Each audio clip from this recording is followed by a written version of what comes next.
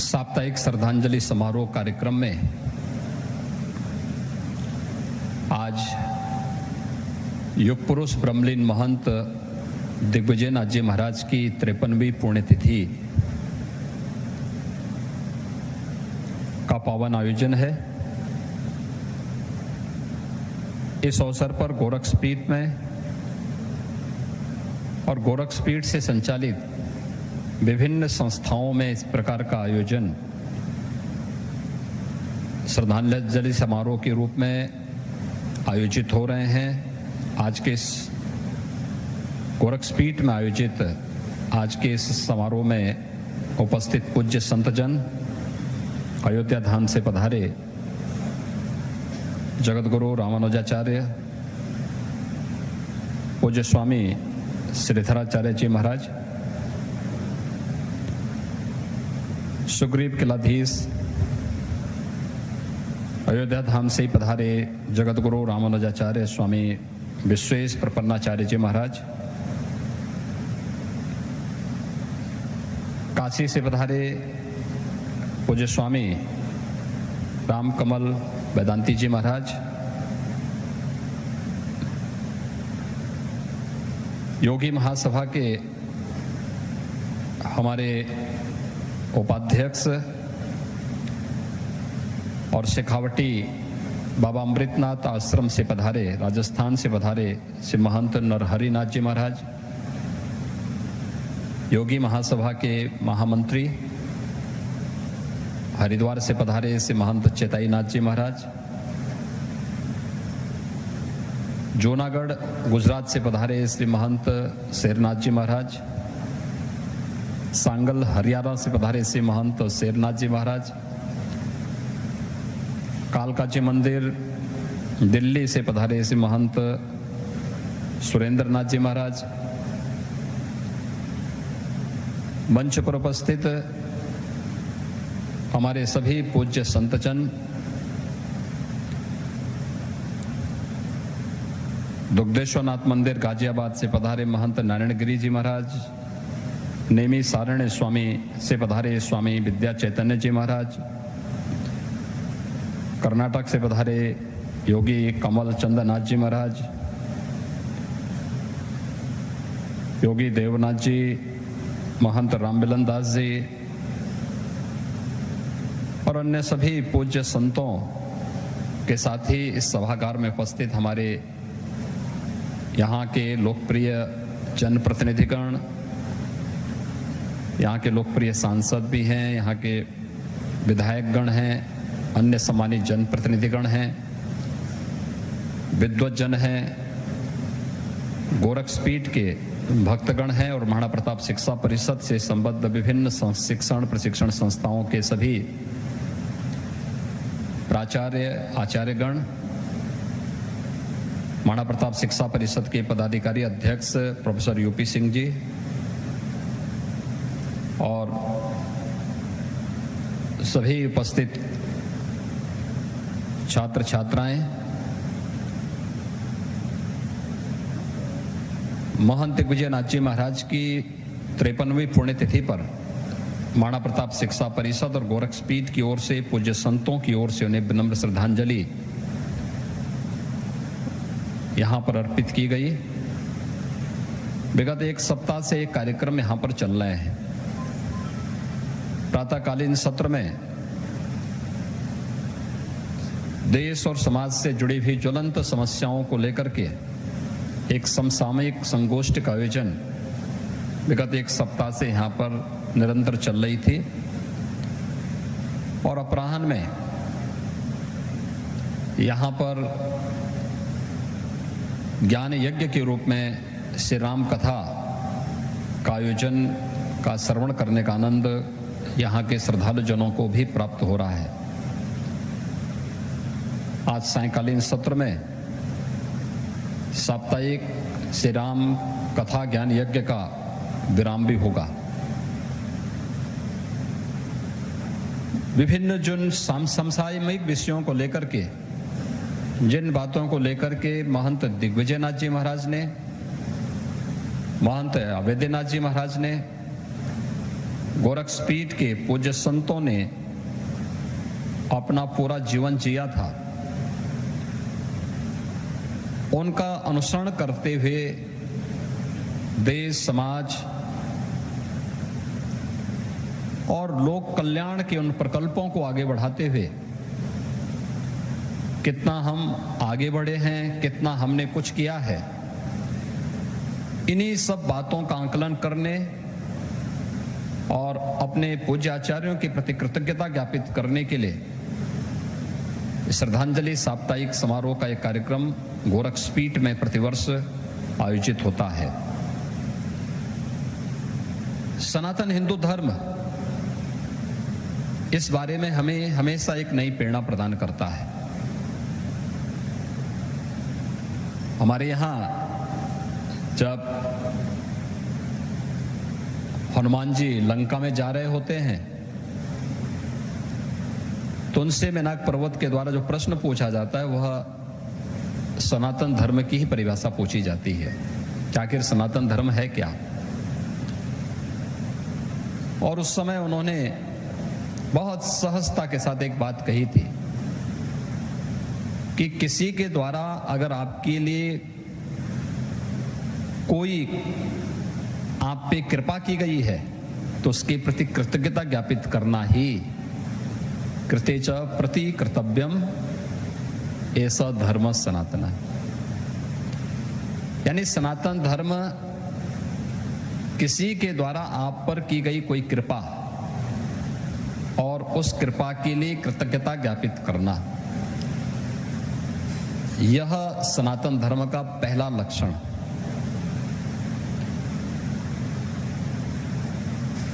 और मुझे लगता है इस बात को प्रत्येक सनातन धर्मावलंबी बहुत अच्छी तरीके से जानता है, समझता है। कोई जीव, कोई जंतु इस सृष्टि चक्र का, क्योंकि जीवन चक्र केवल मनुष्य से नहीं चलता है, जड़ और चेतन दोनों का जब बेहतर समन्वय होता है जब जीवन चक्र चलता है। जीवन चक्र को भी चलाने के लिए यहां पर वनस्पतियां भी हैं, हर जीव जंतु भी है, इन सब के महत्व को भी सनातन धर्म ने स्वीकार किया है। हम पृथ्वी सूक्त में जब संपूर्ण चराचर ब्रह्मांड की शांति की कामना करते हैं तो यह भी हमारी कृतज्ञता ज्ञापित करने का एक माध्यम है। इस सृष्टि की आदि शक्ति के प्रति कृतज्ञता ज्ञापित करने के लिए वर्ष में 2 बार हम नवरात्रि के अवसर पर सृष्टि की आदि शक्ति के प्रति कृतज्ञता ज्ञापित करते हैं और अपने पूर्वजों के प्रति कृतज्ञता ज्ञापित करने के लिए प्रतिवर्ष एक पूरा पक्ष, 15 दिन का एक पूरा पक्ष ही पितृतर्पण के लिए हर सनातन धर्मावलंबी इसी पक्ष में उसे आयोजित करता है। यही तो हमारी सबसे बड़ी विशेषता है। पर्व और त्योहारों के प्रति जो लगाव हमारा है, यह भी कृतज्ञता ज्ञापित करने का एक माध्यम है। पूर्वजों के प्रति कृतज्ञता ज्ञापित करने के लिए पितृपक्ष को हम लोगों ने माध्यम बनाया। एक साथ सभी जुड़े हुए हैं और गोरक्षपीठ की परंपरा तो बड़ी अद्भुत परंपरा है। यहां पर इसी पितृपक्ष में तृतीया तिथि में ब्रह्मलीन महंत दिग्विजय नाथ जी महाराज ब्रह्मलीन होते हैं और चतुर्थी तिथि में महंत वैद्यनाथ जी महाराज ने अपनी इस लोक की लीला को समारोह करते हुए वे भी ब्रह्मलीन हुए थे। एक दूसरे से सभी कुछ जुड़ा हुआ है, यानी श्राद्ध कर्म के साथ साथ पुण्य तिथि का आयोजन उनकी पुण्य स्मृति के साथ स्वतः ही जुड़ जाता है। और इस अवसर पर गोरक्षपीठ या उससे संबद्ध संस्थाएं श्रद्धांजलि देने का कार्यक्रम किस रूप में आयोजित करें। उन सभी मुद्दों, उन्हीं मूल्यों, उन्हीं आदर्शों को ध्यान में रख करके जिनके लिए उन्होंने जीवन जिया था, धर्म के लिए, समाज के लिए, राष्ट्र के लिए। कोई भी समाज तब तक शक्तिशाली नहीं हो सकता, सामर्थ्यवान नहीं हो सकता, जब तक उनके लिए उत्तम शिक्षा न हो। कोई समाज तब तक स्वस्थ नहीं हो सकता जब तक आरोग्यता प्राप्त करने के लिए उस प्रकार के अवसर उनके सामने न हो। गोरक्षपीठ की परंपरा सनातन धर्म के मूल्यों और आदर्शों के प्रति तो सदैव समर्पित भाव के साथ कार्य करती रही है। इसके साथ ही शिक्षा के क्षेत्र में, स्वास्थ्य के क्षेत्र में, सेवा के विभिन्न प्रकल्पों को साथ में लेकर के लोक कल्याण के इन कार्यक्रमों के साथ निरंतर जुड़ी रही है। महंत 1857 के प्रथम स्वतंत्र समर के समय गोरक्षपीठ में महंत गोपाल नाथ जी गोरक्षपीठाधीश्वर हुआ करते थे। ब्रिटिशर ने उन्हें इसलिए गिरफ्तार किया क्योंकि प्रथम स्वतंत्र समर में जो क्रांतिकारी यहां पर देश की आजादी के लिए उस समय नेतृत्व प्रदान कर रहे थे, महंत गोपाल नाथ जी पे आरोप लगा कि ये उन क्रांतिकारियों को प्रश्रय देते हैं। उससे भी पहले जब भी आवश्यकता पड़ी, हमारे पूज्य संतों की परंपरा ने, वे किसी भी मत, पंथ, संप्रदाय से जुड़े हुए हों, पूरे देश के अंदर सनातन धर्म की रक्षा करने के लिए हमेशा बढ़ चढ़ करके भाग लिया। देश के अंदर अखाड़ों की परंपरा इसी बात का प्रतिनिधित्व करती है। तभी आपने देखा होगा जोना अखाड़ा के महंत जी आए थे नारायणगिरी जी। आज देश शांति काल में है तो वे खा पी करके खूब मोटे ताजे हो गए हैं, क्योंकि अब अखाड़ों में जाने की आवश्यकता नहीं है। लेकिन जब राष्ट्र और धर्म के सामने कोई समस्या पैदा होती थी तो यही लोग शस्त्र और शास्त्र दोनों का संधान करने के लिए यही परंपरा अपने आप को समर्पित करती थी, और यही भारत की परंपरा है। बेहतर समन्वय कैसे होना है, यह भारत की संतों की परंपरा सदैव प्रत्येक भारतवासी को इस बात की प्रेरणा देती रही है। आज से नहीं, हजारों वर्षों की विरासत है। नैमिषारण्य से स्वामी विद्या चैतन्य जी यहां आए हैं। स्वामी विद्या चैतन्य जी नैमिषारण्य भारत की वैदिक परंपरा को पूरा लिपिबद्ध करने की जो धरती है वह है नैमिषारण्य। नैमिषारण्य में आज की पीढ़ी भूलती जा रही है, लेकिन इन परंपराओं को पुनर्स्थापित करना, ज्ञान की उस परंपरा के साथ जुड़ना, ये हम सबका सौभाग्य है, पूरे देशवासियों का सौभाग्य है कि जब कोरोना जैसी महामारी से देश को बचाने के बाद पूरी दुनिया कोरोना से त्रस्त थी, उस कालखंड में आपने देखा होगा कि कैसे भारत के अंदर एक राष्ट्रीय शिक्षा नीति प्रधानमंत्री मोदी जी ने घोषित की। राष्ट्रीय शिक्षा नीति क्या है? राष्ट्रीय शिक्षा नीति हमें सैद्धांतिक और व्यावहारिक ज्ञान के साथ साथ तकनीकी ज्ञान में सक्षम बनाने के लिए वर्तमान पीढ़ी को आगे बढ़ाने का एक बहुत अच्छा व्यावहारिक माध्यम बनने जा रही है, जो वास्तव में पहले गुरुकुल की परंपरा थी, उसका आधुनिक स्वरूप राष्ट्रीय शिक्षा नीति के रूप में आज देश के सामने आने जा रही है। और इस दिशा से हर शिक्षण संस्थाओं को इस दिशा में आगे बढ़ना। हम फेल क्यों हुए? बहुत सारे मामलों में क्यों हमारी ट्रेडिशनल जो चिकित्सा पद्धति है ये क्यों पिछड़ गई? आयुर्वेद क्यों पिछड़ गया?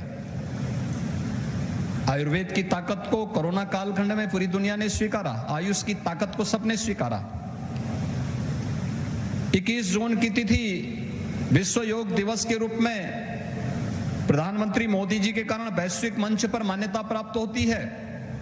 आज देखते ही देखते दुनिया के 250 देश योग के साथ जुड़ते हुए दिखाई देते हैं। यह है भारत का गौरव। कुंभ हजारों वर्षों से होता था। लोग कुंभ का मतलब मानते थे भगदड़, अव्यवस्था, अराजकता, अव्यवस्था, गंदगी।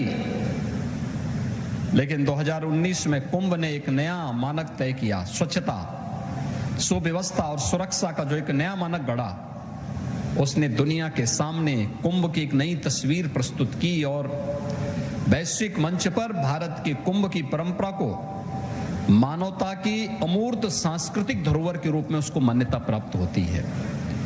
ऐसे ही उन कार्यक्रमों को हम कैसे आगे बढ़ा सकते हैं? हमारी कमी क्या? हमारी कमी है हम अपने आसपास घटित होने वाली घटना का मूल्यांकन करने का प्रयास नहीं करते। हर एक चीज को अपनी बुद्धि और सामर्थ्य से कमतर आंकने का जो हमारा प्रयास होता है वही हमें फेल कर देता है। अपनी सफलता को हम स्वयं की सफलता मान लेते हैं, स्वयं का पुरुषार्थ मान लेते हैं। व्यक्ति की सफलता हो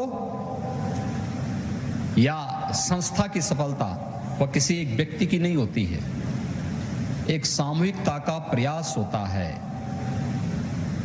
एक भवन तब बनता है केवल इंजीनियर के द्वारा नक्शा देने से, आर्किटेक्ट के द्वारा उस प्रकार की वास्तु देने से इमारत नहीं बन सकती, या मटेरियल इकट्ठा कर देने से भी इमारत नहीं बन सकती, या केवल राजमिस्त्री आप खड़ा कर देंगे तब भी इमारत नहीं बन सकती है। इन सब का जब सामूहिक प्रयास होगा, सब मिलेंगे, तब भव्य इमारत खड़ी होती है। और वो भव्य इमारत ही सफलता कि जिस कहानी को कहता है, भले श्रेय कोई एक व्यक्ति ले ले, लेकिन उस श्रेय के पीछे पूरी टीम होती है, एक एक व्यक्ति का योगदान होता है। भवन का निर्माण होने पर पानी डालने वाला भी उसका उतना ही हिस्सेदार होता है, क्योंकि सेतुबंध के निर्माण में गिलहरी का भी उतना ही महत्व था जितना बड़े बड़े बंदर और भालुओं का था, जिन्होंने सेतुबंध के लिए बड़ी बड़ी शिलाएं ला करके वहां पर सेतुबंध के निर्माण में अपना योगदान दिया था। ऐसे ही हम लोग हमेशा उसको नजरअंदाज करने का प्रयास करते हैं और हम क्या करते हैं, डाटा कलेक्शन नहीं कर पाते। ये हमारी एक सबसे बड़ी बुराई है। हमारे पास कोई डाटा कलेक्शन नहीं होता। ये डाटा कलेक्शन हर एक स्तर पर हो सकता है। विद्यार्थियों के स्तर पर हो सकता है, समय के स्तर पर हो सकता है, पाठ्यक्रम के स्तर पर हो सकता है, या किसी भी अन्य स्तर पर हो सकता है। हर एक कार्य का अपना महत्व होता है और संस्थाओं को इस बारे में उस चिंतन को आगे बढ़ाने की आवश्यकता है, उस दिशा में नए प्रयास को आगे बढ़ाने की आवश्यकता है। राष्ट्रीय शिक्षा नीति उस व्यवहारिक स्वरूप के साथ आपको जोड़ने का प्रयास कर रही है। आज के इस अवसर पर जब हम लोग ब्रह्मलीन महंत दिग्विजय नाथ जी की 53वीं पुण्यतिथि के अवसर पर उन्हें स्मरण कर रहे हैं, आप सोचिए 53 वर्ष पहले उनका शरीर शांत हुआ था, लेकिन गोरक्षपीठ ने कोई वर्ष ऐसा नहीं जब ब्रह्मलीन महंत दिग्विजय नाथ जी के प्रति कृतज्ञता ज्ञापित करने के लिए इस प्रकार के साप्ताहिक समारोह के आयोजन न हुए हैं। विगत 53 वर्षों से परंपराएं यहां चली आ रही हैं। योगीराज बाबा गंभीर नाथ जी की हम लोगों ने 2017 में पुण्यतिथि का साप्ताहिक पुण्यतिथि का शताब्दी महोत्सव का आयोजन यहां पर संपन्न किया था। महंत दिग्विजय नाथ जी महाराज के प्रति योगीराज बाबा गंभीर नाथ जी की पुण्यतिथि के कार्यक्रम यहां पर होते थे। एक क्रम बना है, ये निरंतरता चली और उसी निरंतरता को आगे बढ़ाते हुए आज यहां पर हम हैं। और आपने देखा होगा एक सप्ताह यहां पर अलग अलग मुद्दों को लेकर के, आज की ज्वलंत समस्या को लेकर, धार्मिक संस्थाओं का, सामाजिक संस्थाओं का, शैक्षणिक संस्थाओं का इन मुद्दों के साथ किस प्रकार से जुड़ा हो सकता है, समाज और राष्ट्र के प्रवर्तमान अभियान में हमारी क्या भूमिका हो सकती है, इन पर विद्वानों के, पूज्य संतों के वचनों को आपको सुनने का अवसर प्राप्त हुआ होगा। और इसीलिए हर एक दिन महाराणा प्रताप शिक्षा परिषद की कोई अलग संस्था आकर के उन कार्यक्रमों के साथ जुड़ती है। ये संगोष्ठी उन संस्थाओं में भी होती है, उन संस्थाओं में भी अलग अलग कार्यक्रम के तहत ये सभी आयोजन होते हैं। और यही तो है कृतज्ञता ज्ञापित करने का एक माध्यम, जिसमें हम प्रत्यक्ष सहभागी बन रहे हैं कि अगर महंत दिग्विजयनाथ जी महाराज ने गोरक्षपीठ का ये स्वरूप दिया, उन्होंने महाराणा प्रताप शिक्षा परिषद की स्थापना करने में अपनी महती भूमिका का निर्वहन किया, तो आज उनकी प्रति कृतज्ञता ज्ञापित करते हुए गोरक्षपीठ और महाराणा प्रताप शिक्षा परिषद उनकी पुण्य स्मृति को प्रतिवर्ष इसी उत्साह और उमंग के साथ आयोजित करते हुए उनकी प्रति कृतज्ञता ज्ञापित करती है। महाराणा प्रताप शिक्षा परिषद के उस अभियान को मेरे पूज्य गुरुदेव महंत विद्यानाथ जी महाराज ने आगे बढ़ाया। कल उनकी पुण्यतिथि कल पड़ेगी और गोरक्षपीठ की अद्भुत परंपरा इसी रूप में आगे बढ़ती है। मैं आज के इस अवसर पर युग पुरुष ब्रह्मलीन महंत दिग्विजयनाथ जी महाराज की 53वीं पुण्यतिथि के अवसर पर साप्ताहिक कार्यक्रम के जो आयोजन यहाँ पर हुए हैं, इन आयोजनों के साथ जिन विद्वानों ने जुड़ करके यहाँ पर अपने महत्वपूर्ण सुझाव दे, पूज्य संतों के प्रवचन को सुनने का अवसर प्राप्त हुआ है, उन सब के प्रति मैं हृदय से धन्यवाद ज्ञापित करता हूँ। युग पुरुष ब्रह्मलीन महंत दिग्विजयनाथ जी महाराज को उनकी 53वीं पुण्यतिथि के अवसर पर विनम्र श्रद्धांजलि अर्पित करते हुए, उनको कोटि कोटि नमन करते हुए, आप सभी को कितनी तन्मयता के साथ अनुशासित तरीके से आप सब ने यहाँ पर विभिन्न संस्थाओं का, हम चाहते थे सभी संस्थाएं अपनी बातों को कहें, यद्यपि ये कार्यक्रम उन संस्थाओं में भी आयोजित हो रहे हैं, लेकिन गोरक्षपीठ के इस प्रांगण में भी सभी संस्थाएं अपना करें। लेकिन बहुत लंबी सूची थी, लगभग इस समय 43-44 संस्थाएं हैं और 43-44 संस्थाओं का मतलब अगर 3 मिनट भी एक संस्था लेती तो बहुत समय लग जाता है। पूज्य संतों का आशीर्वाद और उनके स्तर पर भी यहाँ पर कुछ वचनों को सुनने का आनंद प्राप्त होता, यह भी हम सब ने आज के इस अवसर पर यहाँ पर देखा है। मैं इस अवसर पर एक बार फिर से सभी संस्थाएं अपने संस्थापकों की भावनाओं के अनुरूप अपने आप को युगानुकूल और देशानुकूल बनाने का भरसक प्रयास कर रही हैं और देश और समाज के प्रति अपनी उन जिम्मेदारियों का कुशलतापूर्वक निर्वहन करने में योगदान दे रही हैं। ये हमारे लिए आत्मिक संतुष्टि का विषय है। इसमें और भी कुछ जहां भी अच्छा हो उसे अंगीकार करने की दिशा में हमें आगे बढ़ने की आवश्यकता है। मैं एक बार फिर से पूज्य संतों के प्रति हृदय से कृतज्ञता ज्ञापित करता हूं, सभी विद्वानों के प्रति, उपस्थित जनप्रतिनिधियों के प्रति, महाराणा प्रताप शिक्षा परिषद और संबद्ध संस्थाओं से जुड़े हुए सभी पदाधिकारी, प्राचार्य, आचार्य और सभी उपस्थित छात्र छात्राओं के प्रति, विद्वज्जनों के प्रति हृदय से धन्यवाद ज्ञापित करते हुए पूज्य महंत दिग्विजयनाथ जी महाराज को कोटि कोटि नमन करते हुए अपनी विनम्र श्रद्धांजलि भी देता हूं। ओम शांति।